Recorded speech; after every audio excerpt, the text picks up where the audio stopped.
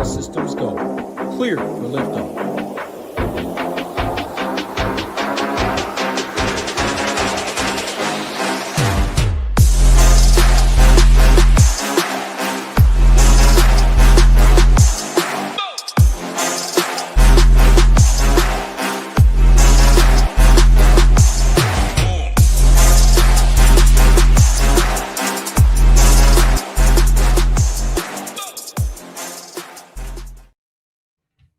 What is happening, Ship It Nation? It is your man, Belman 967. I am filling in for Ham. He is recovering from some surgery, so I'm sure he would appreciate all the well wishes you have to send his way. In the meantime, you got me covering the Saturday, February 21st NBA DraftKings slate. We got 5 games to talk about tonight. Should be pretty short and sweet. Bunch of teams on back-to-backs, teams that played last night. So got a bunch to break down. Fortunately, we don't have like a crazy amount of tanking teams tonight, so should be a little bit easier to break down than some slates we've had recently. But with that being said, let's just dive right in. I already got the stone pulled up for those of you who aren't members and want to see it. That's what I'm going to use to break down this video. And we start off with a banger, at least from a DFS perspective. We have Philly traveling to New Orleans. New Orleans, one of the teams that played last night. Philly is a 4.5-point favorite here. They are missing Joel Embiid, so going to see a lot of ownership from both sides of this game. New Orleans is without Yves Missy again, and they're without Trey Murphy. So big injuries in this game, no Embiid and no Murphy. From the Philly side, it starts with Tyrese Maxey. He was not good last game. Good shout out by Rio, who liked coming in under the field on a really chalky Maxey. He wasn't very good. Much better spot today for Maxey. Still priced pretty reasonably at $9,700. Arguably too cheap. He's going to pull a lot of ownership on DraftKings. There's still plenty of value to get to, so paying up for Maxey makes a lot of sense here. Andre Drummond, presuming he starts, $4,500. We've read this book before with Drummond. We know that if he plays minutes, he's likely to get there. Too cheap for the role he's likely going to have with no Embiid, and he should feast inside tonight against the Derek Queen-led Pelicans front court. After that, Quentin Grimes, who I was on last game, still low 4K range. Wish you were a little bit cheaper, but great matchup. 4,400 projects well. I like Quentin Grimes here. Maxey, Drummond, and Grimes are my 3 favorite. And then Edgecombe and Oubre also in play here. Price is pretty fair on those guys. Edgecombe has been good. We haven't seen a ton of the big upside we saw earlier in the year, but this would be a good spot for it. Really good spot for him to pick up some defensive stats. He's going to play a ton of minutes. Oubre can get hot and cold. We know he has upside at 6,300. All in all, Philly is definitely a team we're going to want exposure to. They got 5 guys pulling a decent amount of ownership with Maxey and Drummond leading the way, and I got no issue with any of it. I don't think you want to play all Philly or all 5 Philly guys in any one lineup, but you're definitely going to want Sixers exposure here. They just look really, really good at their price tags in a really good spot. Moving over to the New Orleans side, they also look really good here. So again, played last night. A bunch of these guys were really good last night. No Trey Murphy. They dealt Jose Alvarado. No Missy here. So guys are going to look good all over. Sadiq Bey coming off a monster game last night. $100 cheaper. Can play him at both forward positions. He looks good here. Jeremiah Fears, who I was on last night, playing good ball right now. Still very, very affordable at $4,700. Point guard, shooting guard eligible. Coming off the bench and has seemed to relish in this bench role. Still playing a lot of minutes, is eating a ton of the usage in the second unit, and he's just playing good ball right now. So I like Fears. I like Bay. I like Zion here. Again, kind of the same story with Zion. He's a good play at 7,900. I don't think he has crazy high upside. He just hasn't shown it. So until he does, he's not going to be like a priority play for me in tournaments, but wildly in play, if nothing else, just considering the game environment, his price tag, his floor, etc. Derek Queen played 28 minutes last night, put up a really nice DK score, 40-plus DK points. He's a little bit cheaper tonight, 5,900. Like him again here. A little bit of a tougher spot, but not really. Not worried about the Sixers' inside defense with Drummond leading that cause. Both centers in this game should feast. So I like Queen a lot. I like Drummond a lot. I think you want plenty of exposure from both sides of this game.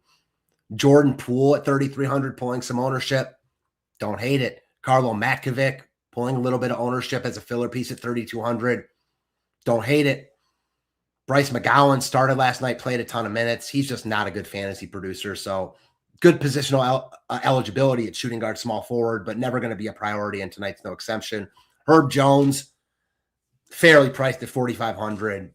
Fine with him, but certainly not a priority for me, like Queen, Fears, and potentially Bay are. Fears and Queen, guys I was on last night, both look really, really good again tonight, and it's hard not to like a lot of this game from a DFS perspective. Moving on, we have another game that's at least intriguing. We have Memphis, who played last night. A bunch of their guys got there against the Jazz, facing Miami, who also played last night, so double back-to-back here. From the Memphis side, they're still missing a bunch of guys. No Ja, no Santi, no Cedric Howard, no KCP, no Edey. So that's at least 5 guys they're missing. They are getting Jerome and Scottie Pippen back tonight, though. So makes their guard situation murky at best. Don't think we can go back to Javon Small at 4K, Cam Spencer at 5,300, Pippen, not really interesting. Ty Jerome himself, though, at 5,800. Not going to play a lot of minutes, going to be capped at around the 22-minute range, but has been uber productive in limited minutes pretty much every game so far this season. Another good spot for Ty Jerome. He's pulling some ownership, but I get it. I mean, he looks good here. I like Jerome. Solid play in all formats. And he's shown upside even at this tag in limited minutes. So I'm not even going to say he doesn't have the high ceiling you'd want, because I think he does. Just seeing an insane amount of usage in his time on the floor, making the most of it, if you will. GG Jackson, who was popular last night, no issues going back there, but not excited about it. Just a different slate. Taylor Hendricks was pretty good, still only 4K. I can get on board with that.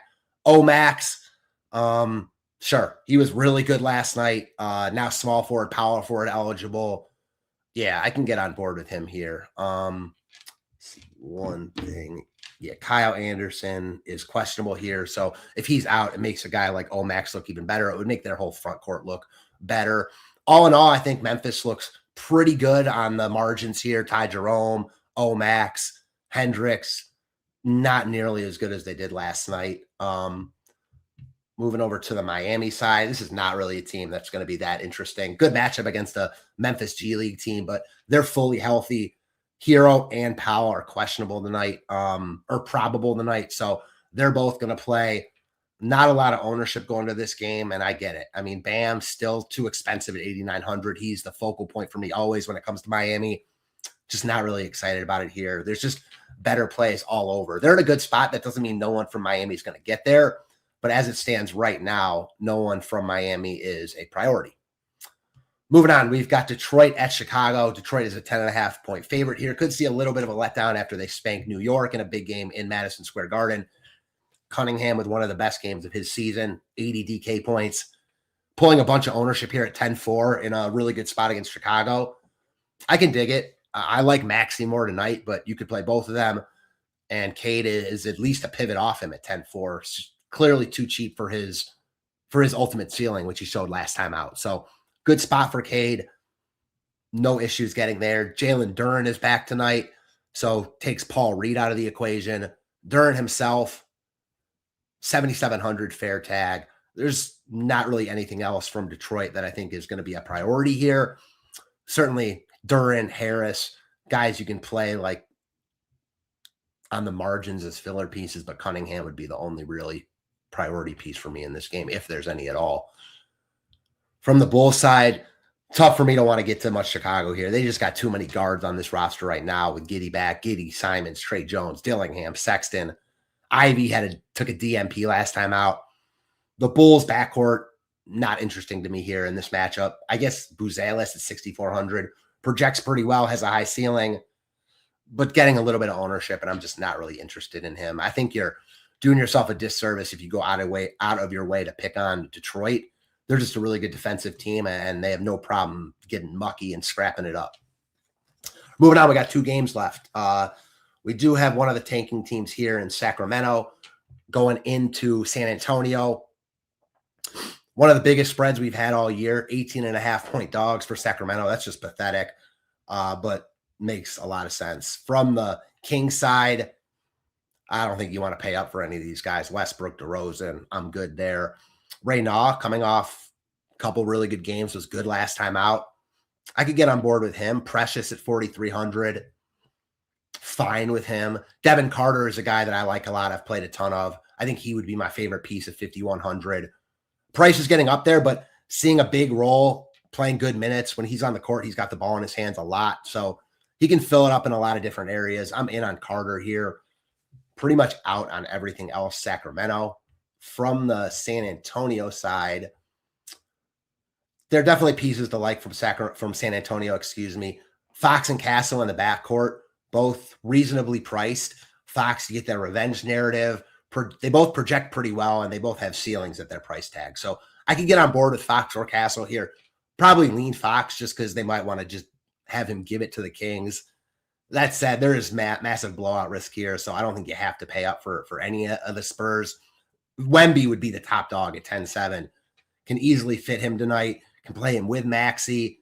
Projects well. We saw what he did the shorthanded Lakers right before the All-Star break, where he just smashed in like 20 minutes. He's capable of going off in any amount of time on the court. And if Sacramento does keep this game like semi-competitive going into the fourth, you might get close to full run from Wemby. So at 10-7, I like Wemby here. He's getting some ownership, but might not be enough for the context of this slate. After that, it would be Dylan Harper. He's the guy I like a lot here. You get that backcourt exposure from San Antonio without paying full freight for it. So Harper at 4,800 projects okay, but has a high ceiling and could definitely get there in like a wonky game script here. Last but not least, we have the Houston Rockets traveling to New York for probably the game of the night from like an NBA perspective. From a DFS perspective, not a ton I love here. KD coming off a monster game, 8,700 for KD. Can definitely get on board. If you're not playing Wemby, if you are fading Maxey, you got money to spend. I think KD looks good here. Alperen Sengun also looks pretty good here. He's getting some ownership, projects decently well. We know both KD and Alpi have high ceilings, so I can get on board with either of those guys, even if I'm not like going out of my way to play them. If I'm playing one lineup, I think they'd both be in play for me, but neither guy would be like an ultimate lock. I have to play them. Tari Eason, another guy on the margins, is a filler piece I could get on board with. From the Knicks side, I think the Knicks look okay. Like Brunson, Hart, OG, and Towns. Towns is at a price point where he's just going to be in play at 8,100, kind of matchup irrelevant. Doesn't matter. At this price point, we just know he can get there. He projects pretty well, and he has a high ceiling. So I like Towns probably the most. Brunson, Hart. This game should be competitive. Going to see guys play full minutes here. So I think that's the main case you can make for this game, is that it's got really good players and should be pretty, if not very, very competitive, if not the highest total on the board. So all in all, 5 games in, that's what I got. Hope you guys enjoyed it. Again, filling in for Ham.